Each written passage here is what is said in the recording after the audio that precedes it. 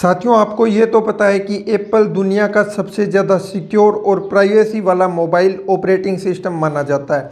पर आपको पता है कि अब भाई साहब एप्पल उतना सिक्योर नहीं रहा, क्योंकि एप्पल का जो आईफोन है, ठीक है, 17 सीरीज है 17 वाली, उसका 17E जो भाई साहब इजराइल के अंदर उसका नेटवर्क बनाया गया है। और इजराइल की बात आ जाती है तो भाई सिक्योरिटी साइड में हो जाती है। कैसे, मैं आपको बताता हूँ।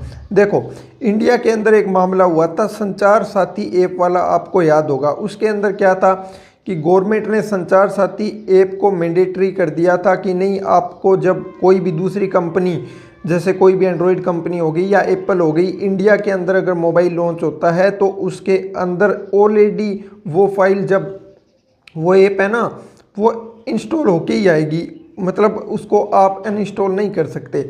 तब विपक्ष ने इसका विरोध किया था कि गवर्नमेंट है ना, डेटा पे सिक्योरिटी, वो अलग मामला था कि लोगों पे नज़र रखने के लिए वगैरह वगैरह।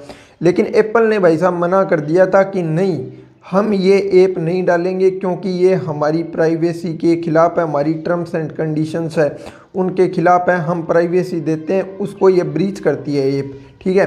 तब एप्पल ने इसको डालने से मना कर दिया था। एप्पल पूरी दुनिया के अंदर सिक्योरिटी के मामले में फेमस है। अब आईफोन 17E की जो चिपसेट है, जो उसका नेटवर्क CX1 मॉडेम है, ये नेटवर्क के लिए होता है, जैसे डेटा हो गया, GPS के लिए हो गया, या वाईफाई ब्लूटूथ के वर्जन हो गए, ठीक है। इसको डिजाइन किया गया है इजराइल के अंदर, एप्पल का, ठीक है। अब इजराइल के अंदर रिसर्च एंड डेवलप सेंटर्स हैं, 2 सेंटर हैं एप्पल के, हाइफा के अंदर भी हैं और एक दूसरी सिटी के अंदर भी हैं। तो अब है ना, वो बन रहा है वहाँ पे, और बातें ये उठने लग गई है कि इजराइल अब एप्पल के अंदर सेंध मार सकता है।